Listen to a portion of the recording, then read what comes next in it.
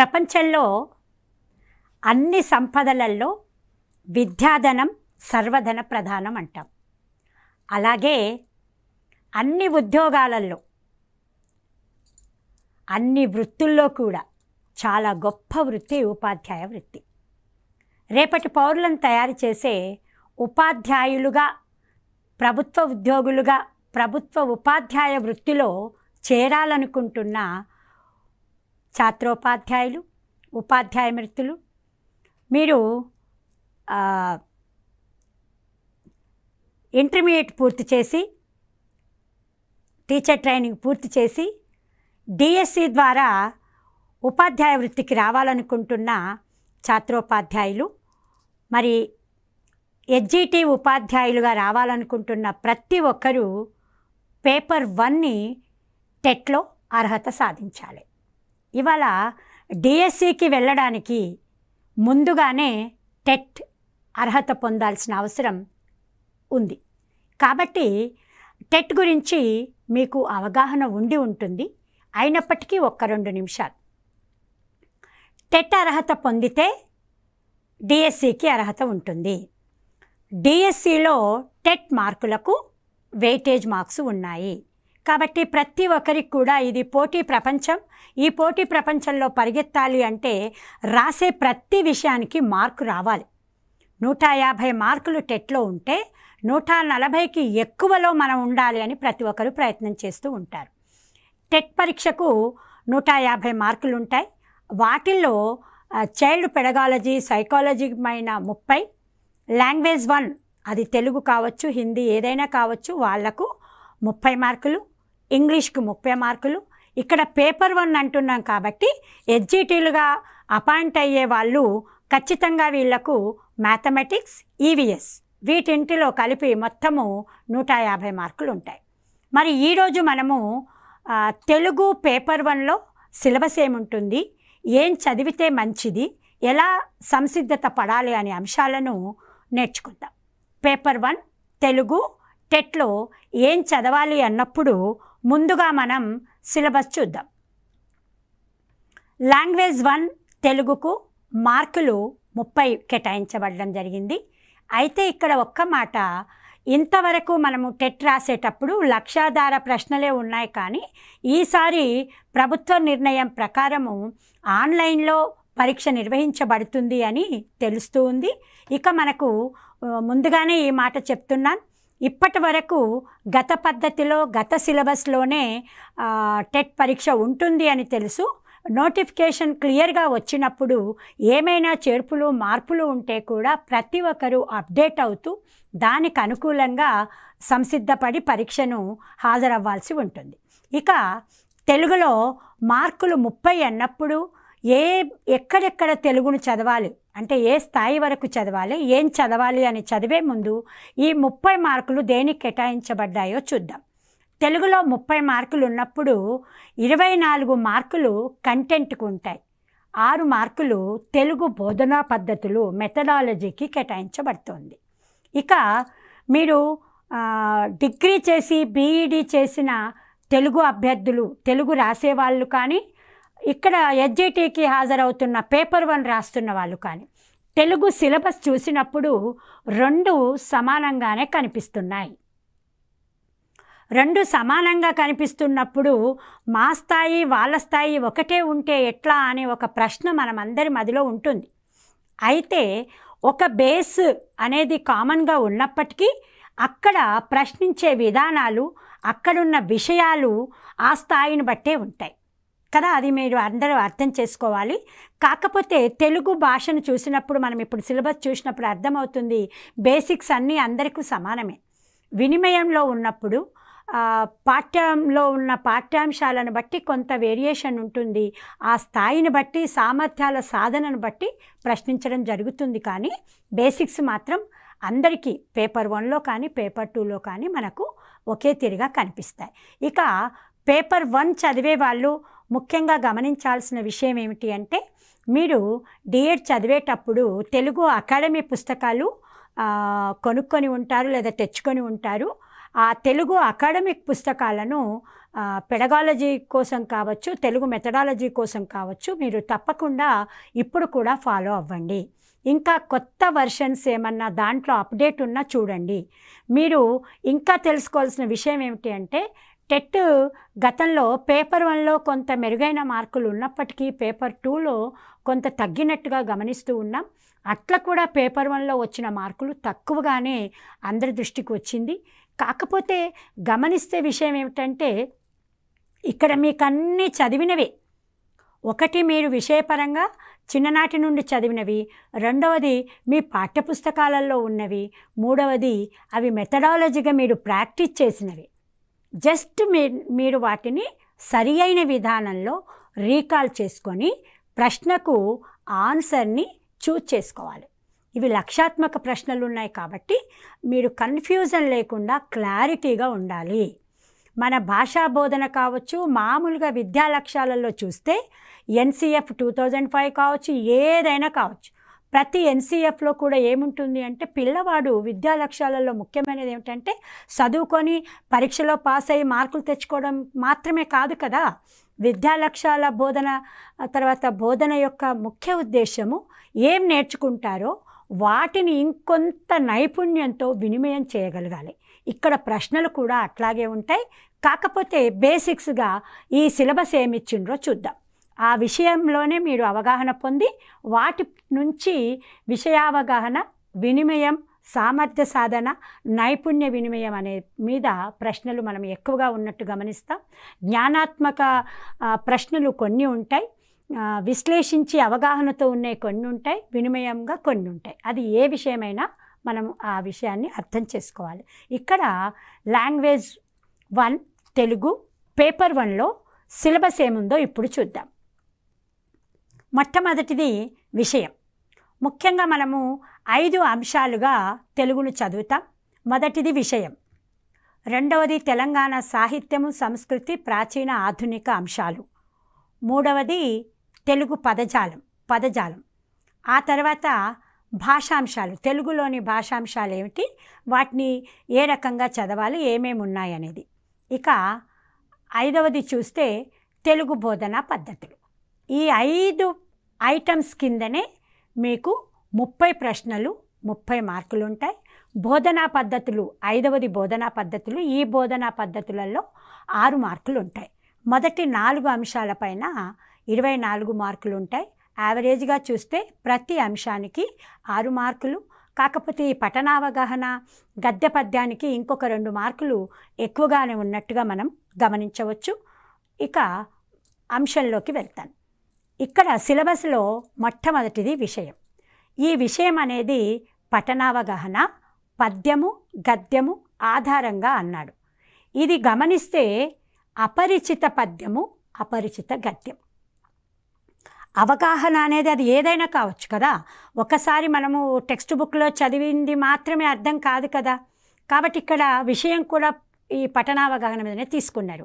అది పద్యం కావచ్చు, గద్యం కావచ్చు, అపరిచిత పద్యం, అపరిచిత గద్యం. ఇక కరెక్ట్గా గమనిస్తే ఇవి మనము సృజనాత్మక రచనలోనో లేకపోతే రెఫరెన్స్ పుస్తకాలలోనో డైలీ పేపర్లోనో మన తెలుగు సాహిత్య గ్రంథాలలోనో చదివినవే ఉంటాయి. చాలా వరకు మనకు అవి అపరిచితం అంటే టెక్స్ట్ బుక్లో కంటెంట్ లాగా కాకుండా అదనపు సమాచారం కింద చదివినవి ఉంటాయి. పద్యము, గద్యం ఆధారంగా ఉంటాయి.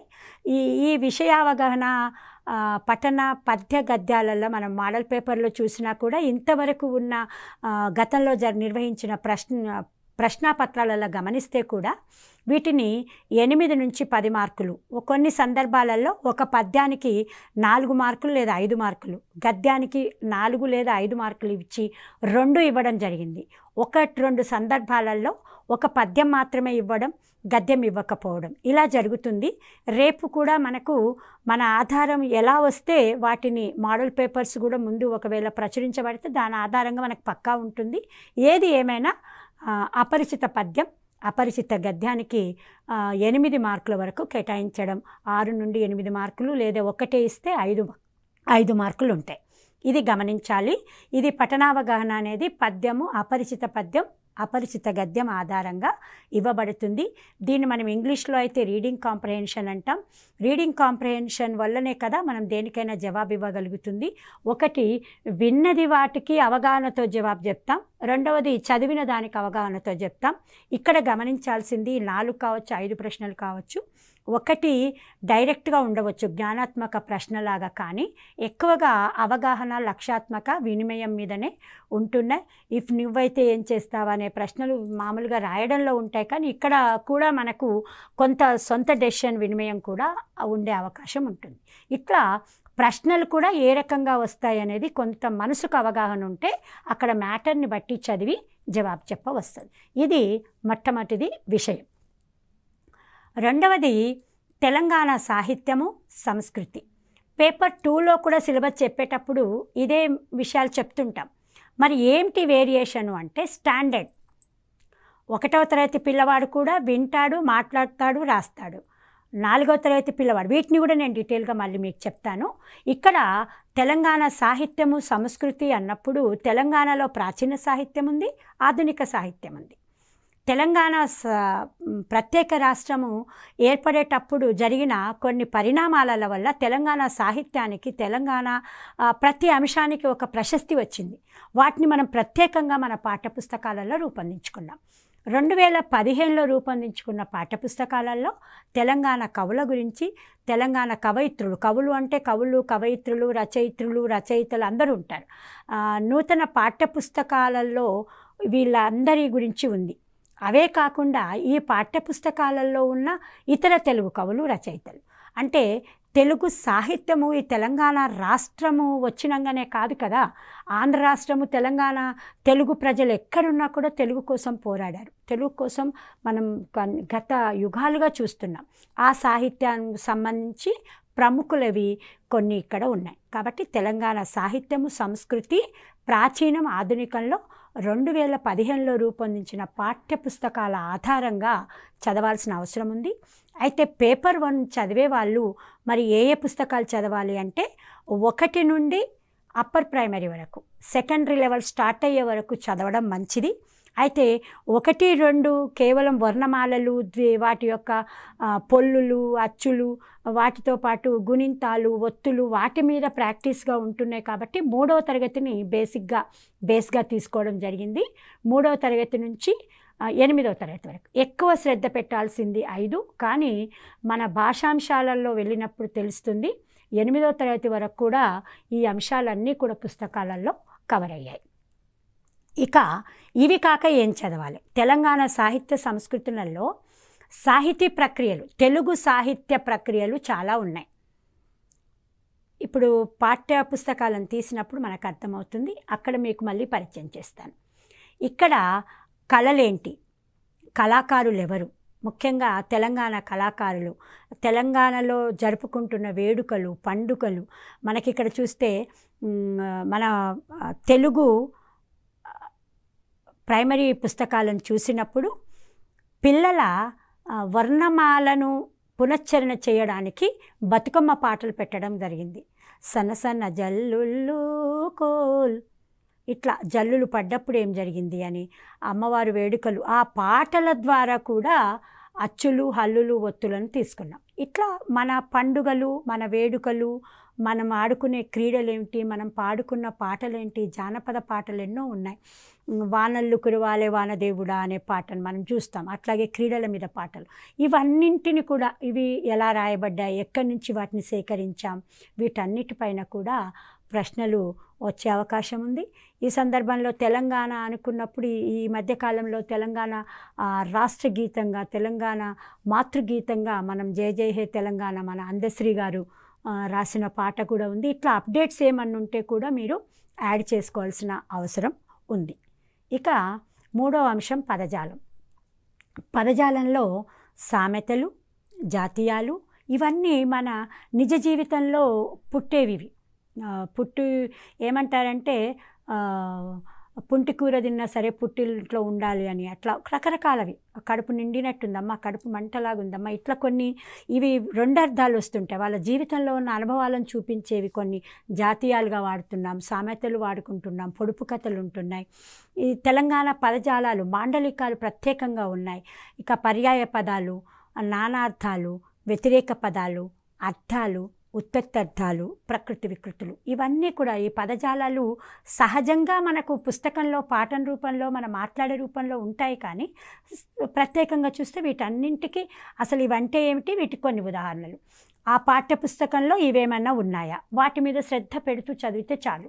మనం తీసుకునేటప్పుడు అట్లా కేటాయించుకొని ప్లాన్ చేసుకోండి, టైం కూడా ఉంటుంది. ఇంకొక విషయం కూడా చెప్పాలనుకున్నాను, టెట్ అవగాహనలో చెప్పాను, మీకు ఇంచుమించు 55 నుంచి 60 రోజుల టైం ఉంది. అటు డిఎస్సికి ప్రిపేర్ అయ్యే సిలబస్లో ఎక్కువ భాగం ఇందులో కూడా ఉంది కాబట్టి 2 వైపులా ఉపయోగపడేటట్టు చూసుకోండి. మొదటి ఏదైతే హార్డ్గా ఉందో వాటిని చదువుకొని ఆ తర్వాత మీరు గతంలో చదివి ఈజీగా ఉన్న వాటిని రివిజన్గా కూడా పెట్టుకోండి. ఇది ఇక తెలుగులో పేపర్ 1లో 3వది సిలబస్ ప్రకారం పదజాలం, 4వవి భాషాంశాలు. భాషాంశాలు అంటే అసలు ఇక ప్రైమరీ స్కూల్ టెక్స్ట్ బుక్స్ చూసినప్పుడు మనకు అర్థమవుతుంది. మొదటి తరగతి నుండి వర్ణమాలలు, ఆ తర్వాత అచ్చులు, హల్లులు, ద్విత్వాక్షరాలు, సంయుక్తాక్షరాలు, సంశ్లేషాక్షరాలు, అవి పిల్లలకు కూడా ఈ మధ్యకాలంలో మనము వ్యాకరణంలాగా చెప్తలేము, వినియోగంలోనే చెప్తా ఉన్నాము. అది మీరు గమనించుకోండి. అందుకే అన్నాను నేను, లక్ష్యాధారమైన ప్రశ్నలు కూడా వినిమయంలోనే ఎక్కువ అడుగుతూ ఉంటారు. ఇక వాక్యాలు, వర్గయుక్కులు అంటే ఏమిటి, అసలు పరుషాలేంటి, సరళాలేంటి, భాషా భాగాలేంటి, లింగాలేంటి, వచనాలు, కాలాలు, విభక్తులు, అవ్యయాలు, విరామ చిహ్నాలు, ఇవన్నీ చూస్తే మాటలు చాలా పెద్దగా ఉంది. అసలు లింగాలు అంటే ఏంటి, అసలు స్త్రీలింగం, పుంలింగం అవి ఏంటి, వచనాలు ఏ వచనాలు ఉన్నాయి, కాలాలు ఎన్నిటిగా కేటాయించాం, వాటికి ఒక్కొక్క 2 ఉదాహరణలు మీరు మనసులో పెట్టుకుంటే చాలు. పాఠ్యాంశాలలో పాఠాలలో వచ్చినవి సపరేట్గా మనము నోట్ చేసుకోవచ్చు, లేదా నోట్ చేసిన అంశాలు కూడా చాలా రకాలుగా దొరుకుతూ ఉన్నాయి, వాటిని తీసుకుంటే చాలు. ఇక విభక్తులు ఏందైతే మనం వాక్యం చేయలేము. వాక్యాలు ఏర్పడేటప్పుడు కూడా మనం కొన్ని అక్షరాలు పదాలుగా మారి అర్థవంతమైన కొన్ని పదాలు వాక్యాలుగా మారుతున్నాయి. ఈ వాక్యాలలో మరల సరళ వాక్యాలని అన్ని రకాలు ఉన్నాయి. కానీ ప్రతిదాన్ని ఒక టైటిల్గా చూసుకొని కొన్ని ఉదాహరణలతో పెట్టేసుకుంటే చాలా, అప్పుడు కన్ఫ్యూజన్ రాదు. ఇక విరామ చిహ్నాలలో మనం చూస్తే కామాలు, పులి స్టాపులు రాసేటప్పుడు ఎక్కడుంటాయి అనేది ఇప్పుడు మనం అలా రాయమంటలేడు, కానీ ఆ వాటిపైన ప్రశ్న అడిగినప్పుడు మనం గుర్తించగలిగి ఉంటే చాలు. ఇక సందులు చూసినప్పుడు తెలుగు సందులు, సంస్కృత సందులు, సమాసాలు, క్రియలు, సమాపక అసమాపక క్రియలు అంటే ఏంటి, వాక్యాలలో రకాలేంటి, ఆశ్చర్యార్థక వాక్యాలు, విద్వర్ధక వాక్యాలు, ప్రశ్నార్థక వాక్యాలు, మనకు ప్రైమరీ టెక్స్ట్ బుక్స్లలో చూసినప్పుడు వీటన్నింటికి కొంత బేస్ మనకు కనిపిస్తూ ఉంది. ఆ తర్వాత తరగతి సెకండరీ లెవెల్ పెరిగినప్పుడు ఆ పాఠ్యాంశాలలో వీటిని పెంచుకుంటూ పోతూ ఉన్నారు. కాబట్టి అదే రకంగా బేసిక్స్ 2 వైపులా సిలబస్లో మనకు ఈక్వల్గా కనిపిస్తూ ఉంటాయి. ఇక కర్తని, కర్మని వాక్యాలు, ప్రత్యక్ష పరోక్ష వాక్యాలు, ఏవైతే నిషేధార్థక వాక్యాలు ఉంటాయి, మరి ఇక అలంకారాలు, ఛందస్సు, ఇవైతే మనకు పాండిత్యానికి ఇవే మూలమవుతున్నాయి. ఒక పండితుడు పుట్టాలి అంటే సహజంగా అతనిలో పండితుడు మేల్కోవడానికి ఛందస్సు, అలంకారాలు బాగా ఉపయోగపడుతూ ఉంటాయి. వాటిని నేర్చుకుంటే ఇవి అని తెలుస్తుంది, కానీ సహజంగానే మనలో ఉద్భవిస్తూ ఉంటాయి. కాబట్టి వాటిని ఇది ఈ ఛందస్సు, ఈ అలంకారం, ఈ వాక్యం ఇలా అలంకారం అవుతుంది అనేవి కొంత గుర్తుపెట్టుకుంటూ ముందుకు సాగాలి. ఇక ఫైనల్గా 24 మార్కులు ఇప్పటి వరకు చెప్పింది జరుగుతుంది. చివరిది బోధనా పద్ధతులలో మీరు చదివిన డిఎడ్లో ఉంటుంది ఈ తెలుగు భాష పట్ల తెలుగు బోధనా పద్ధతులు. మరి భాష ఎందుకు, అసలు భాష యొక్క లక్ష్యాలు ఏమిటి మీరు అక్కడ చదువుకొని ఉంటారు. తెలుగు భాష మనకు వినిమయం కోసము, మన యొక్క అభిప్రాయాలు చెప్పడం కోసం సహజంగా పుట్టింది. కాకపోతే భాష కూడా ఒక నదీ ప్రవాహంలాగా స్పందించే మనసుతో ముందుకు పోతూ మనం చూస్తే మన తాతల నాడు మాట్లాడిన భాషకు మన పిల్లలు, మన నెక్స్ట్ తరాలు మాట్లాడుతున్న భాషలో ఎన్నో భాషలు కలగలుపుగా వచ్చేస్తూ ఉంటాయి. ఇక ఒక్కొక్క దగ్గర కొన్ని మాండలికాలు కూడా ఉంటాయి. ఇవన్నీ కూడా మరి ఇట్లా మాతృభాష అంటే ఏమిటి, అసలు భాష యొక్క లక్ష్యాలు ఏమిటి, ఈ భావనలు ఏముంటాయి, భావనలు చాలా ఉండవచ్చు. కానీ ఒక ఉపాధ్యాయుడిగా మీరు మారుతున్నప్పుడు ఈ లక్ష్యం కావచ్చు, సామర్థ్యాలు కావచ్చు, నైపుణ్యాలు కావచ్చు, అది తరగతి గదికి అన్వయించబడాలి.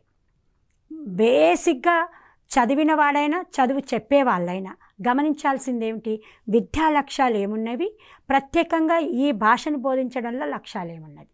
ఆ లక్ష్యాలు సాధించడం కోసమే అభ్యసన ప్రక్రియ అనేది జరుగుతుంది. ఇది గమనించాలి.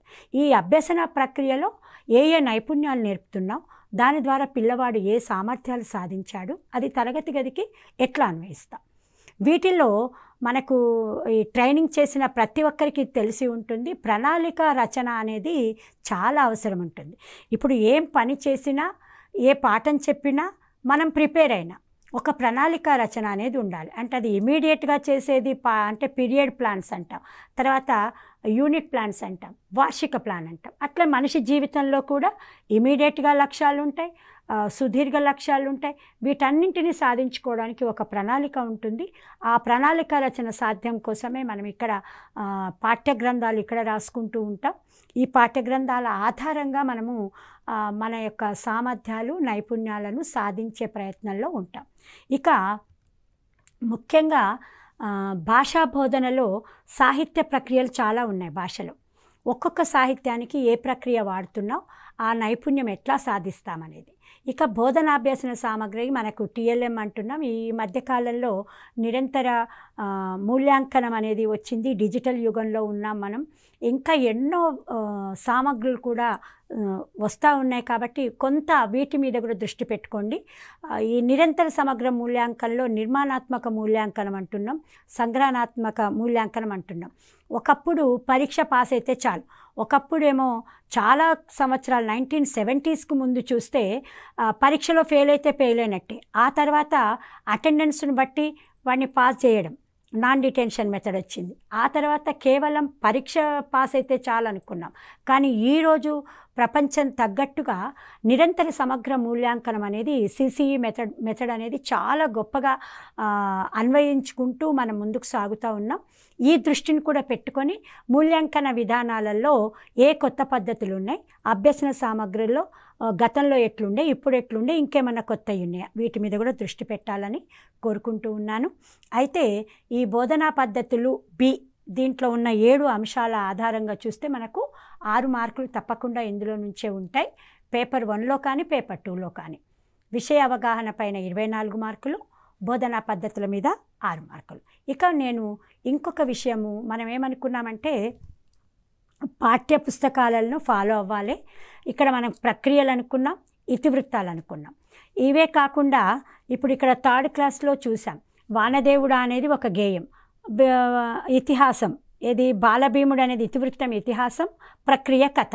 ఇట్లా మనం చూస్తే ప్రక్రియలు గేయము, కథ, సంభాషణ, వ్యాసము, పద్యాలు ఇన్ని రకాలుగా ఉన్నాయి. ఇది సృజనాత్మకత రచనలు కూడా ఉన్నాయి, స్ఫూర్తితో ఇతివృత్తాలు పొందే ఉన్నాయి. అంటే ఇవన్నీ కూడా ముందు ముందు పిల్లవాడు అవగాహనతో రచించే యొక్క శక్తిని పొందడానికి బేస్ చేయబడ్డాయి. ఇవే కాకుండా మనం 4వ తరగతికి వెళ్ళినప్పుడు చిన్నగా ఇక్కడ కవి పేరు కూడా రావడం మొదలైంది. అభినందన అనే ఒక 6th క్లాస్కి వెళ్ళినప్పుడు ఇక్కడ అభినందన అనే పాఠాన్ని దేశభక్తి, ఇతివృత్తం, శ్రమ గౌరవం, ఇది ఒక గేయ ప్రక్రియ.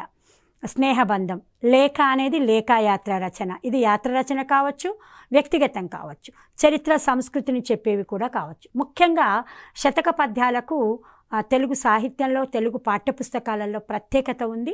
శతక పద్యాల మీద ఒక శ్రద్ధ పెట్టండి. కొన్ని శతకాలలో మకుటం, ముఖ్యంగా సింపుల్గా ఆటవెలది పద్యాలతో శతక పద్యాలను మనం రాసినప్పుడు ఆ కవి పేరు మకుటంగా ఉంటుంది. కొన్ని సందర్భాలలో కవి పేరు రాకుండా కవి ఏదో ఒకటి మకుటంగా పెట్టుకుంటాడు. కాబట్టి వాటిని కూడా గమనించుకోవాలి. సుమతి శతకం కావచ్చు, వేమన శతకం కావచ్చు. ఈరోజు ఇంకా చాలా శతకాలు మన పుస్తకాలలో కనిపిస్తూ ఉన్నాయి. అంటే గతంలో ఉన్నవి, రాస్తూ ఉన్నవి అన్నిటినీ కూడా తీసుకున్నారు. ఇవన్నీ కాకుండా తెలుగు సాహిత్యంలో జానపద సాహిత్యానికి కూడా గొప్ప ప్రత్యేకత ఉంది.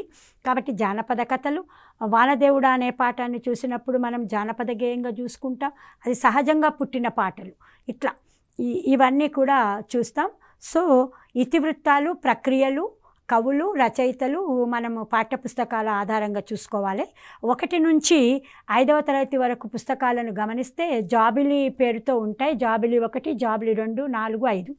అట్లాగే 6వ తరగతి నుంచి గమనిస్తే నవవసంతం లాగా వచ్చి అది 8వ తరగతి వరకు ఉంటుంది. నవవసంతం 1, 2, 3. ఆ తర్వాత 10వ తరగతిని గమనిస్తే మనం ఇక్కడ సింగిడి అని ఉంటుంది. సింగిడి 1, సింగిడి 2 అట్లా మనం చూస్తాం. ఇక ఇవన్నీ కాకుండా మనం బోధనా పద్ధతులు చెప్పినప్పుడు, లక్ష్యాలు చెప్పినప్పుడు ఒక మాట అన్నాను నేను. ఏంటి అంటే సామర్థ్యాలు, బోధన లక్ష్యాలు మనకు ఆధారమై ఉండాలి అన్నప్పుడు పుస్తకాలలో గమనిస్తే 1వ తరగతి, 2వ తరగతి ఈ పిల్లలు సాధించాల్సిన సామర్థ్యాలు వినండి, మాట్లాడండి, చదవండి, రాయండి, సృజనాత్మకత.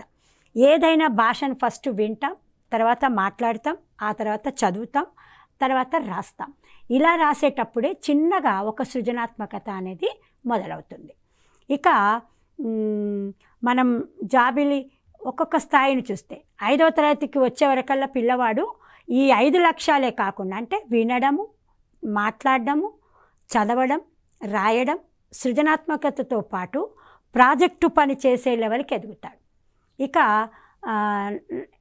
ఇవి మనం 6th, 7thకి వెళ్ళినప్పుడు ఆలోచించి మాట్లాడడం, ప్రతిస్పందించడం, ధారాళంగా మాట్లాడడం, అర్థం చేసుకొని మాట్లాడడం, ఇవన్నీ కూడా విద్యా నైపుణ్యాలు, ప్రమాణాలు, సామర్థ్యాలలో మనము గమనిస్తూ ఉంటాం.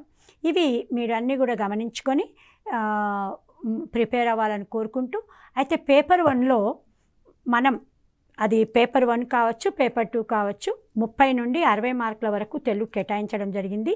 ఈ మోడల్ పేపర్లో చూసినప్పుడు 31 నుండి 35 వరకు ఒక పద్యం ఇచ్చి ఆ పద్యం పైన ప్రశ్నలు ఇవ్వడం జరిగింది. విశ్వదాభిరామ వినురవేమ అనే దాంట్లో చూస్తే ఇక్కడ కొన ప్రాణం ఎవరి విడదీస్తే ఎట్లా ఉంటుంది, ఇది విడదీసి అంటే మనం సందులు కూడా అన్నాం కదా, ఇవి దాచుకొనగన్ ప్లస్ ప్రాణము ప్లస్ ఎవరితనము, దాచుకొనగన్ ప్రాణం ఎవరితనము. ఈ పద్యంలో ఉన్న మకుటం ఏమిటి? విశ్వదాభిరామ వినురవేమ అన్నాం కదా, మరి ఈ పద్యంలోని మకుటం ఏమిటి? విశ్వదాభిరామ వినురవేమ. ఇట్లా పద్య ఆధారం. ఇది అపరిచిత పద్యం. మనకు వేమన పద్యాలు పరిచితమే, కానీ కొన్ని సందర్భాల్లో టెక్స్ట్ బుక్లో రాకపోవచ్చు, కానీ ఆయన పద్యాలు ఇంకొక దగ్గర చదువుతాం. మనము నరసింహ శతకాన్ని చూసినప్పుడు కూడా చాలా పద్యాలు పెద్దవాళ్ళ నుండి ఇప్పటి వరకు వాటి శతక పద్యాలు చాలా ప్రాచుర్యంలో ఉన్నాయి. ఈ పద్యాన్ని అనుసరించి ఏమనుకుంటాం? తనువు మనది కాదు, నిజంగానే పారిపోనీయకుండా దీన్ని నిలపలేం. దేన్ని నిలపలేం? ఏదైనా పారిపోతుంది. నిలపందేంటి? ప్రాణం. ఎన్ని కోట్ల రూపాయలు పోసినా ఇప్పటికి కూడా విధిని ఎదిరించి ప్రాణం నిలబెట్టలేకపోతున్నాం. ఆ రోజుల్లోనే వేమన గారు ఆ పద్యంలో ఒక తత్వబోధన, ఇది అందరు చెప్పేదైనా వేమన గారు ఈ పద్యంలో చెప్పారు. వేమన చెప్పదలుచుకుంది ఏంది అసలు ఈ పద్యం ద్వారా అనేది అదే చెప్పాను కదా. లక్ష్యాత్మక ప్రశ్నలు ఉంటాయి. ఇవి మన యొక్క థీమ్ను, అవగాహనని, వినిమయాన్ని కూడా ప్రశ్నిస్తాయని. ఇతను ఏం చెప్పదలుచుకున్నాడు అన్నప్పుడు తనువు, ధనం, ప్రాణం ఇవేవి మనం కాపాడుకోలేం. ఎంత అనుకున్నా మనము అస్థిరమే. ఈ పద్యం ద్వారా మనం తెలుసుకోవడం అంతే. ఇక వచనం కూడా అడిగాడు. కొన్ని సందర్భాలలో పద్యము, గద్యము 2 కూడా ఇస్తున్నారు, కొన్ని సందర్భాల్లో 1 కూడా ఇస్తున్నారు అనుకున్నాం. ఇక్కడ చూస్తే పిల్లలు అర్థం చేసుకోవడానికి వీలుగా ఉండే పుస్తకాలు అని కొంత పుస్తకాల పైన ఈ గద్యం అడిగారు. దీంట్లో కూడా ప్రశ్నలు చక్కగా ఇచ్చారు. పిల్లలు ఇష్టపడేవేమిటి మనకిచ్చిన వ్యాసం ఆధారంగానే కాస్త 1కి 2 సార్లు చదువుకుంటే అర్థమవుతుంది. బాగా పిల్లలు ఇష్టపడేవేమిటి అంటే ఇక్కడ ఆనందంతో భావ వ్యక్తీకరణతో చదివే పుస్తకాలు. ఈ వ్యాసకర్తకు అంటే ఈ వ్యాసం రాసిన వాడు ఆ వ్యాసంలో ఉంది. ఇక్కడ 37 odyssey for boys and girls అన్నారు. చాలామంది టీచర్ల భావన ఉంటుంది. ఏంటి అసలు ఏం భావన ఉంటుంది? 1వ తరగతి పిల్లలకు the odyssey for boys and girls పుస్తకం అర్థం కావడం చాలా కష్టమని అనుకుంటారు, కానీ అది కొంతవరకు ఏ పుస్తకమైనా సరే వాళ్ళు అర్థం చేసుకుంటూ ఆనందించేటప్పుడు ఈజీగా అర్థం చేసుకుంటారు.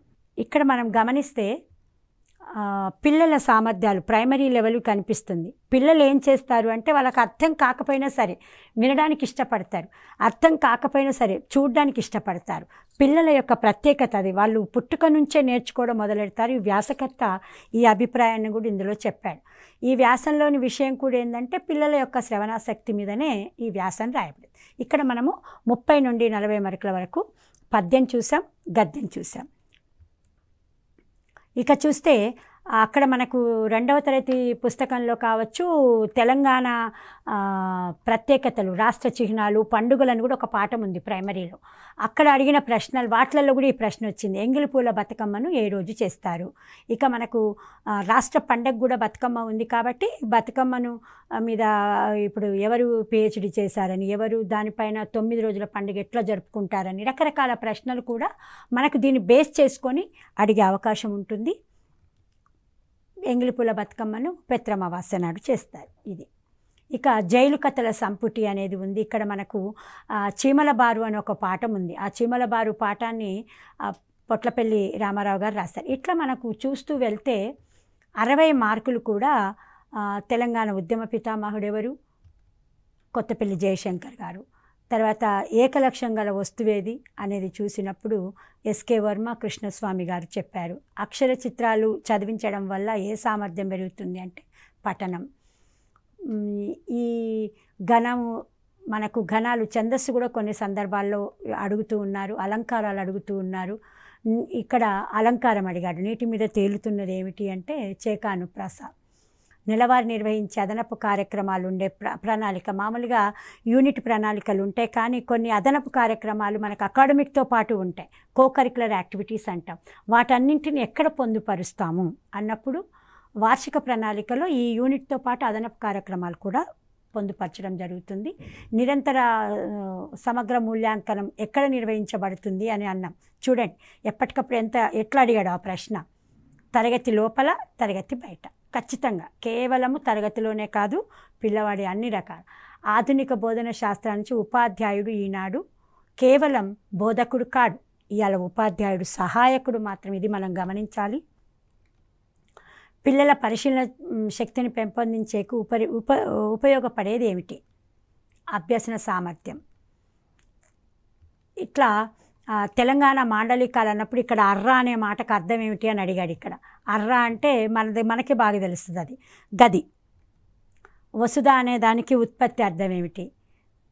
ఆ తర్వాత సామెతకు ఒక సామెత ఇచ్చాడు ఇక్కడ. సాగుబాటు నాడు సాకపోతే సాలంతా ఆగిపోతుంది, ఉంటేనేమో ఊరంతా వాళ్ళదంటారు అని అంటారు కదా. ఈ అనుభవాలకు మూలం ఏమిటి అంటే వ్యవసాయం అని అర్థం. అట్లా ఒక్కొక్క సామెత ఒక్కొక్క పని నుండి, ఒక్కొక్క అనుభవం నుండి పుడుతుంది. ఈ సామెత వ్యవసాయం నుండి పుట్టింది అని. బంగారం అనే పదానికి ప్రకృతి రూపం, వికృతి బృంగారం. అసలు మనం బంగారమే ప్రకృతి అనుకుంటాం, కానీ అక్కడ అది వికృతి రూపంగా కనిపిస్తుంది. ఆహా, ఆ ప్రాంతం ఎంత శోభమయంగా ఉంది. ఇక్కడ అవ్యయ పదం ఏంటి? అవ్యయాలు మనము భాషా భాగాలలో అవ్యయం మీద కూడా కొంత శ్రద్ధ పెట్టండి. అవ్యయాలం అంటే ఆహా అనేది అవ్యయం ఈ వాక్యంలో, రైట్. వయోవృద్ధుడు అనే సమాసానికి విగ్రహ వాక్యం ఏంటి? కొన్నిసార్లు వాళ్ళ అంటే చాలా ఉన్నాయి కాబట్టి అక్కడ వచ్చిన సందర్భాన్ని బట్టి అడగడం జరుగుతుంది. వయోవృద్ధుడు అంటే వయశ్చేత వృద్ధుడు, అంతే అతను. అట్లా చేతన్ అవి. నింగిలోని చంద్రుని చూసి సంతోషించాను. ఇది ఆకాశంలో చుక్కలు అని పాఠాలు చాలా ఉంటాయి. అట్లాగే చంద్రుని చూసి సంతోషించాను అన్నప్పుడు ఇక్కడున్న విభక్తులు ఏమిటి? అట్లాగే చివరిది క్ష్మి అనే సంశ్లేషాక్షరంలో ధ్వని క్రమం ఎట్లా ఉంటుంది? మనకి కా అక్షరము, క్ష అక్షరము ఇక్కడ కొంత మనకు జరుగుతుంది ఈ ప్రక్రియ. ఇట్లా కలిపి కొన్ని అక్షరాల కదలికలో సంశ్లేషాక్షరం ధ్వని క్రమం కలుపుతుంది. దీన్ని చూస్తే మనకు కు ష్ ఈ కలిపి లక్ష్మి అవుతుంది. ఇది పేపర్ 1లో ఒక మోడల్ మనం చూస్తున్నాం. ఇక టెట్ తెలుగుకు సిద్ధపడుతున్న అందరికీ మరొక్కసారి విన్నపం, చదివింది చాలా శ్రద్ధగా చదవండి, వాటిని ఒక క్రమంలో దృష్టిలో పెట్టుకోండి, వినిమయం ఆధారంగా వాటిని నేర్చుకోండి. కేవలము ఉదాహరణలతోని ఒకటి నేర్చినప్పుడు దానికి ఒక ఉదాహరణ గుర్తుపెట్టుకోండి. మనము క్లాస్ వైజ్గా ఏ పాఠాలు ఉన్నాయి, వాటిని రచించింది ఎవరు, ఇతివృత్తాలు ఏంది, పాఠం వైజ్గానే ప్రకృతి వికృతులు ఉన్నాయి, నానార్థాలు ఉన్నాయి. అట్లా అంటే ఏవి ఉన్నా సరే ఆ పాఠంలో ఉన్నది ఒక పాటలాగా చేసుకుంటే అది ఒక 2 రోజుల పనిలా అయిపోతుంది. మీరు దృష్టి పెట్టండి. ఇప్పుడు కొత్తగా రాయడం కాకుండా మీ దగ్గర ఉన్న విషయాన్ని స్పష్టంగా చదవండి, మంచి మార్కులు పొందండి. All the best. ఇప్పటి వరకు మనము టీఎస్ నిర్వహిస్తున్న తెలంగాణ ప్రభుత్వం నిర్వహిస్తున్న టెట్ పరీక్షలో మనం తెలుగు పేపర్ 1 ఈరోజు చూసుకున్నాం. సిలబస్ అంతా ఒకసారి శ్రద్ధ పెట్టండి. మంచి క్రమంలో మంచి ఫలితాన్ని పొందాలని అందరికీ ఆల్ ద బెస్ట్. మంచి మార్కులతో ముందుకు రావాలి.